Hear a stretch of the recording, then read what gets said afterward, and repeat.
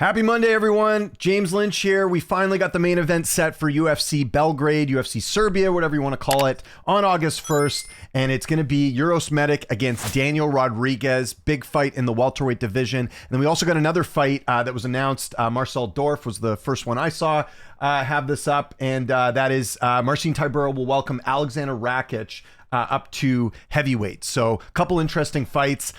Initial thoughts.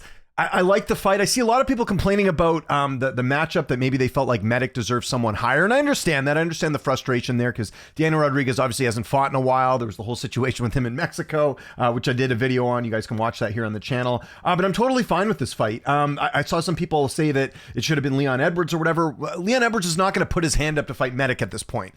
I don't know how much leverage he has as far as, taking matchups or whatever. But I would, if I was Leon Edwards, I would not take the Medic fight. Listen, Medic's kind of in a situation that you see a lot of fighters in, which is he's on a very impressive win streak, not the best opposition. I'll give him Jeff Neal. That's probably the best opponent he's beat in that span here.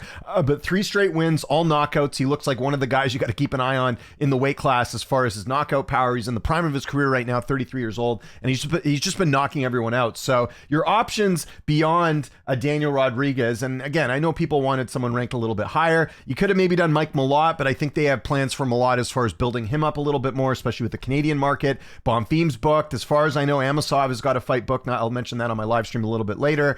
Buckley just fought. Usman, I think there's other plans for him, not at welterweight. So yeah, you got Edwards out there. I mean, Edwards would have been the only other option, but a lot of these other guys are booked up. He's not going to get like JDM or Morales or any of these names. So he's kind of at the bottom here. I mean, he's ranked 13. He's fighting 15. Don't have a huge problem with that. You could have maybe done him and Venom Page, but as far as the matchup itself, don't have a huge issue with it. Daniel Rodriguez, again, a lot older in this fight. If you look at if we do a quick tail of the tape between these two, he's 39, 33 for Medic. So Medic's not like super young. I mean, there's what, a 6-year age gap in this one. But again, you got to remember how many fighters are putting their hands up going, I don't want to fight Medic, seeing the guys that he's knocking out. Number 2, you got to go fight him in his home country.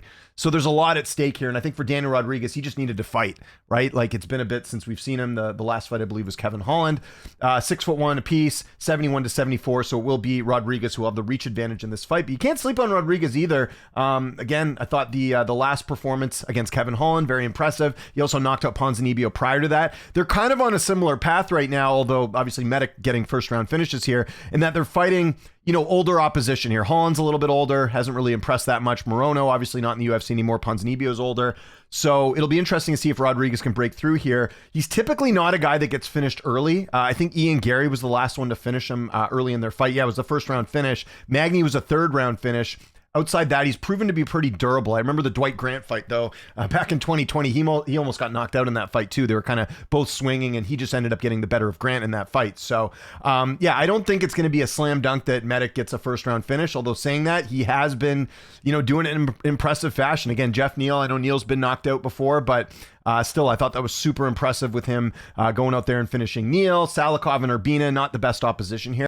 I mean, obviously, I'm going to lean Medic in this fight, but I don't think it's a slam dunk that he wins this fight. Again, I think we need to see a little bit more as far as the level of opposition, and I think Rodriguez is, close to the same level there. You see it in the rankings there. He's ranked 15. Medic is ranked 13. So early pick for this one. I'll actually go Medic decision. Don't know if he gets a finish on D-Rod, because again, you look at D-Rod's career, typically does not get finished that much, and I think that when did he get released from the prison? It was maybe about a month ago. So this fight's in August. He's got lots of time to prepare, lots of time to do the weight cut, all that different stuff. So again, I'll go Medic decision. I probably will do an early look on this one and preview that. Okay, let's talk about this Tybura and Rakic fight. We did see Rakic announce on Instagram a couple months back that he was going to be moving up the weight class. So again, light heavyweight's a total mess right now. They've been moving fighters up and down. You got Whitaker coming up, Whitaker coming up for middleweight. Now you got Rakic moving up to heavyweight. I believe Johnny Walker's also moved up to heavyweight.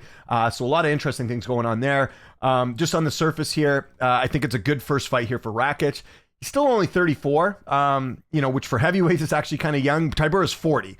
So a little bit interesting there. And look at that. Rakic going to be a little bit taller at 6'4" compared to 6'3". They both have a 78-inch reach. Let's have a look at their last few fights. Tybura is coming off the loss to Tyrell Fortune.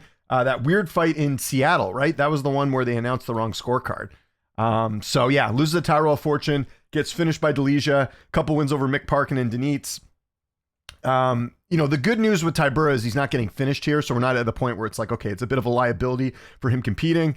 Most of his wins coming by knockout. He's got 9 total, 8 submission wins, but the majority of wins actually come by decision, 10 total. So that's something to kind of keep in mind here. Again, both going to have the same reach and a little bit taller here for Rakic.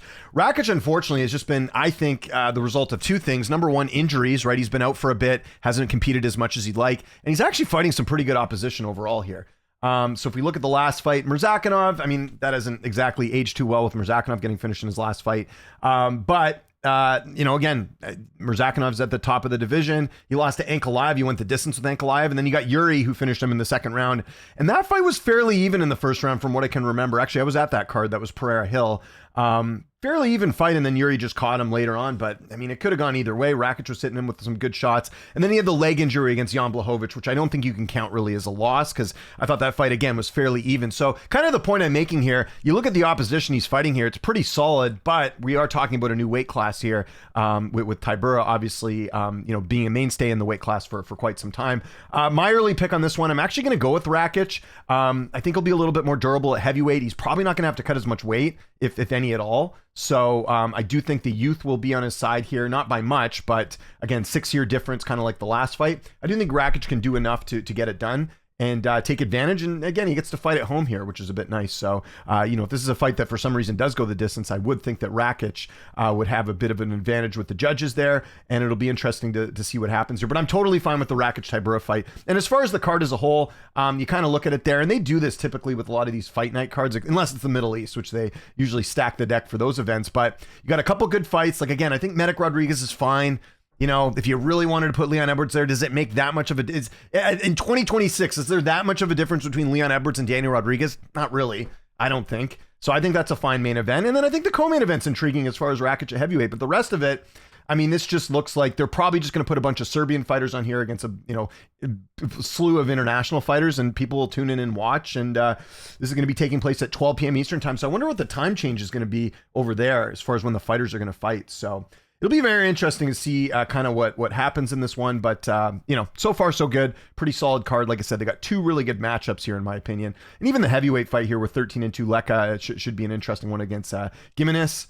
And you got Gilbert Urbina returning. So, good start here for the UFC on this card. I imagine we'll get some more names added. Just off the top of my head, I don't know the Serbian fighters that they could add to this one. At the very least, they'll get fighters that are sort of in neighboring countries that are or close by, I guess, is what they'll add there. But yeah, totally fine with this main event. And then, again, let's talk about the implications of if what happens, I think happens here. If Medic wins, he'll start getting those bigger names, like sort of beyond sort of the gatekeeper status here. So if he wins this, he'll be in the mix with like maybe, the loser of Bilal Muhammad and Bonfim, or maybe the winner of that fight even. They're going to start kind of building these guys up a little bit. So if Medic wins this, and conversely here for Rodriguez, if he beats Uros Medic, he'll be in that mix too and get sort of a higher caliber opponent. At heavyweight, I don't know what happens with the win over, Tybura for Rakic at this point. Heavyweight's totally wide open. Although Rakic is a fairly popular name in the UFC just in general. So I could see him, if he goes out there and gets like a first round finish, don't be surprised if they, excel him up the weight class a little bit more, because again, it's super wide open. So yeah, totally cool with these fights, and it's going to be a good card over there in Serbia. So let me know your thoughts in the comments. Were these the fight to make? If they weren't, let me know what fights you would have rather seen instead. What are your early predictions for this? Follow me on Twitter, TikTok, Instagram, @Lynch on Sports. My name is James Lynch. Thanks so much for watching, and I'll see you next time.